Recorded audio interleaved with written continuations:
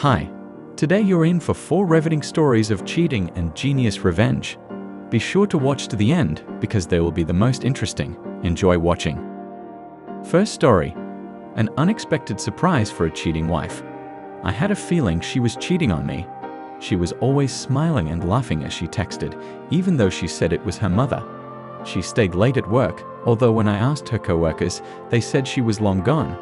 When I asked her what was going on, she said it was just their way of joking around with each other. The final straw was when she left for milk at 11:30 at night and didn't come back until 2 hours later. From experience, I can now advise anyone who suspects their partner of cheating, hire a private investigator. They're damn good at their job and can get evidence that will help later in a divorce. Let's go back to her birthday a few months later. Why do you think I waited so long? First of all, I was gathering enough evidence for my lawyer, looking for a new place to live, etc., and then of course it had to be on her birthday. You see, when I asked her what she wanted this year, she insisted that I had better go out of town with friends, saying she didn't care about work and she didn't want to be reminded that she was getting old. I knew she was up to something, and then I found a bottle of champagne and 2 glasses hidden.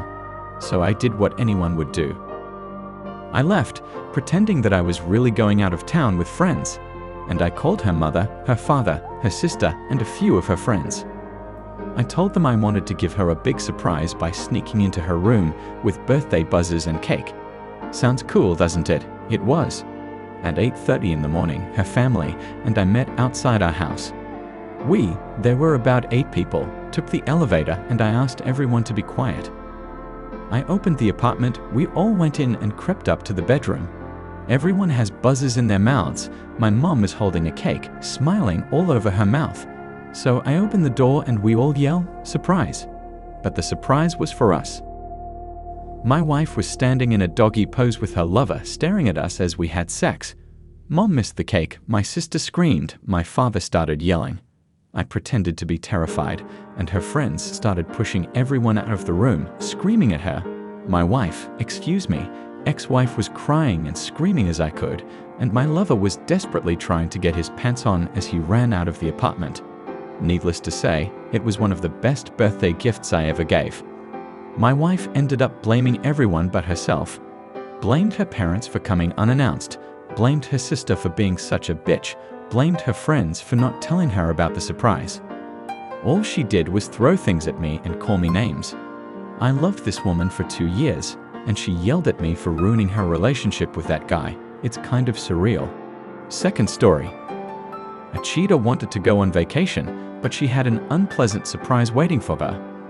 My comrade tried to build a relationship with a girl, and she did not ignore him, but would not let him anywhere near her. She kept the image of an unapproachable woman who had to be pursued. Well, by the way, the girl was good looking, and the comrade is very excitable. In general, almost a month and a half he showered her different expensive gifts, ran after her, until he found out from third parties, by pure chance, that she only needed from him, and that she had sex with just a friend. So I came up with a revenge plan. Sitting in a cafe, my friend told me that it was decided to spend the new year in Prague at a friend's house. And further on he chose the phrases in such a way that it sounded as uncertainly as possible. For example, not took the tickets for us in business class, but decided that it is necessary to fly in business class, I won't save money and so on. It was hard, but he made it through. The girl took it all for granted that she too was flying with him, and how else could it be? She picked out a lot of dresses and even ordered a travel bag. Comrade bravely endured and tried not to laugh. Well, the final, in fact. The day of departure, December 30, they meet at the airport, not from the city to go there together to, a legend was invented, go to the check-in counter and he takes out only 1 ticket for himself. To the questioning face and eye flapping, he said, "What makes you think you're going to? If you're going, you're only going on a dick to your John." Baba in tears, he went on. She spent 2 days pounding on him in all messengers and texts, asking for forgiveness, saying she realized everything, etc., and then some other bullshit. After that, he sent her pictures of him, how he had a great vacation, and she blocked him everywhere. Third story. Punished my teacher for intimacy with my girlfriend. My girlfriend, an ex-girlfriend, was seduced by my teacher. I found out when I went to his office for an exam, and they were kissing in the office. I felt insanely bad. Something tore inside me. I don't feel anything at all anymore. After that incident, I went off to study and work. The instructor tried to talk to me, but you understand yourself, no one needs those words. At first, having found out my situation, the whole group sided with him. After a week, the whole class knew about it, and I was surprised that absolutely all my friends and acquaintances took my side. Nobody listened to the lecturer. We constantly disrupted his lectures and did nothing for classes. He tolerated only 2 weeks. He complained to the rector about us, but my friends had some dirt on him, and in the end, the teacher was fired from the institute with a great shame. The only thing that does not suit me is that I do not feel better. I do not feel good. I wish that this man did not find a job at all in our city or in our country. He came to my house and asked me to forgive him, but I didn't listen to him and kicked him out. But that didn't make me feel any better either. Maybe I should have talked to the man, I don't know. And the girl dropped out of the institute and went home. I never saw her again. Is there any way to quell this spirit of destruction and vengeance inside me, because I just can't find my place? Very tired of being like this, but I cannot forgive the teacher, although I probably should, because I do worse to myself. I want to say that if anyone has a similar situation, do not take revenge. It will not do any good. Fourth story. A guy can't put his ex-girlfriend in her place. 3 years ago, I met a guy. He started courting. 2 months later, we started dating. We both live in another country. After 2 months of the relationship, he went to his home country for 2 weeks. I was really looking forward to him. He came, and everything was fine. After another 2 months, I name all the dates roughly. I went to my social networking page and found a request in messages from a girl I didn't know. I went in. There were 3 very long texts written at different times. The message was approximately the following: "You ruined my relationship. You will pay for it. If he won't be with me, he won't be with anyone. His family will never acknowledge you, and I will do anything to make you break up." When he came home, we had sex, and then there was a vivid description of all the details of the intercourse. Of course, I let the guy know about it. He said it was his ex-girlfriend and that they had broken up a year ago, and that she had been stalking him ever since and writing nasty things to all the girls who appeared on his social media friends. Said that it was all a lie and she just wants to break us up and that I should not fall for her provocations. So I did. I blocked her everywhere I could. I blocked her, but doubts entered my head. Was it true or was it a lie? And yes, I had acted immorally and gotten into the guy's phone. It turned out to be all true. What's more, this ex wasn't the only one he slept with when he left.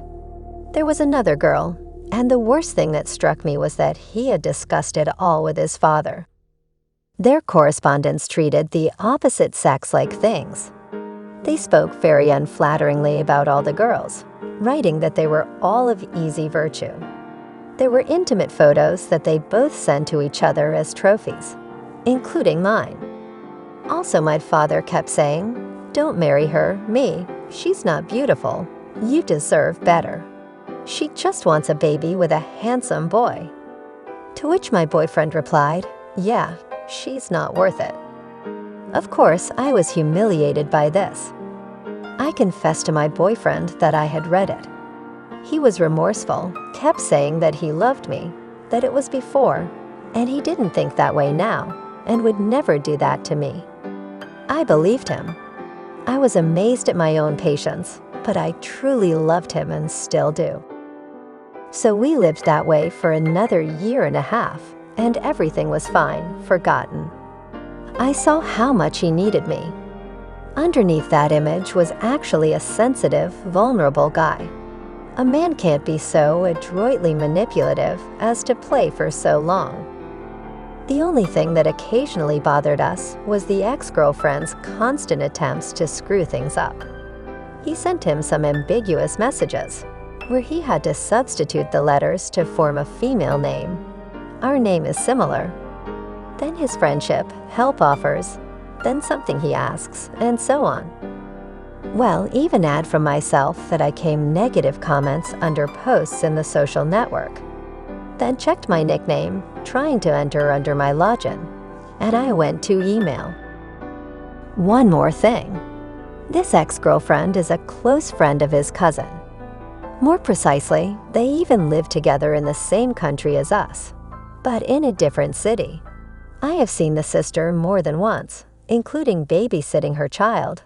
They have stayed with us a couple of times when they came to our town on business.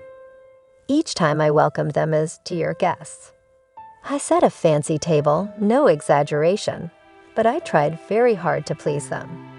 And then last summer, this same sister informs me that she is going on a summer vacation to my boyfriend's family home. His family has real estate on the coast of Spain, a week before he and I go. And obviously, she's going to take her friend, which is the same ex-girlfriend. I asked the guy to ask his sister not to take the other girlfriend. He sends me a picture of his and his sister's correspondence, in which the sister agrees not to take her friend. But after a while, it turns out that that ex-girlfriend is going with her after all. I went to her Instagram page to check it out. I don't think it was that bad of me, just checking. And she certainly didn't miss the opportunity to write a heartbreaking post about how this place has been waiting for her, that it is a place of strength, that this city was given to her, and that she will go back there again. And no cheap wind, in me, will change that. I tell the guy about it. He got mad at me for getting on her page, locked himself in his room, and talked to his sister for a long time about something. After that, he texted me saying that we had to break up. He couldn't do that. Can't fight with his cousin because of me. I can't tell you how I felt. Betrayed, abandoned. Believe me, I didn't even make a scene. Just talking. And I was left feeling guilty for finding out the truth. To fix the situation, I called his sister, where I apologized that it had come to the point that they had quarreled. My sister reassured me that this ex-girlfriend had already forgotten everything, that she had a boyfriend, and that my sister herself would not be prejudiced against me or worse because of their friendship, and that no one would cross paths with anyone. But that's not really true. After all, his parents were supposed to be there at the time.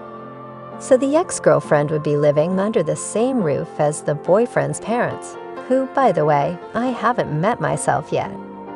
You see, I could not tell my sister about his cheating. It would not be right. They ended up going. I watched her page during this period.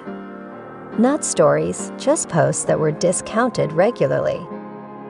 She wore his t-shirts there, was photographed in them, was photographed there in our bed, the only double bed, not hard to guess that we sleep in it. She wrote posts about how her home walls were treating her, even attributed the moon and the weather to herself, as if everything here was waiting for her.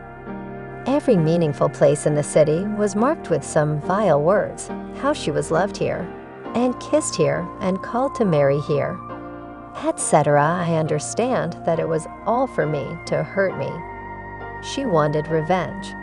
And here I could not stand it, and again got into the phone to the guy. And the correspondence with my sister was, "You said you blocked everything, and I'm being told off again." I don't know what to believe. And his sister really blocked me. We were added as friends. Is there such disrespect?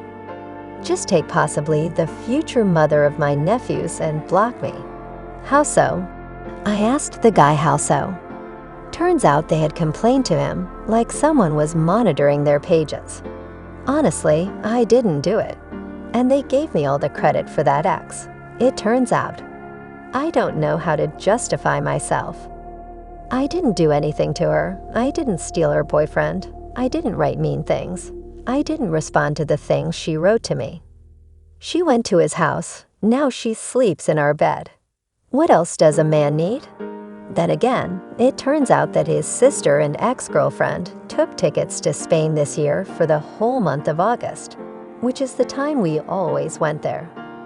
They didn't give anyone any notice. They didn't ask. They just put it in front of them. Now we're not going.